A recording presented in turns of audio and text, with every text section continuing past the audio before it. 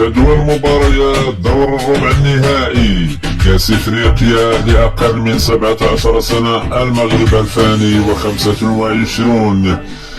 يوم الخميس 10 أبريل 2025 بوركينا فاسو تواجه زامبيا على الساعة 5.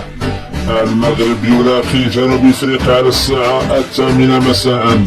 يوم الجمعة 11 أبريل 2025 كوت ديفوار تلاقي السنغال على الساعة 5.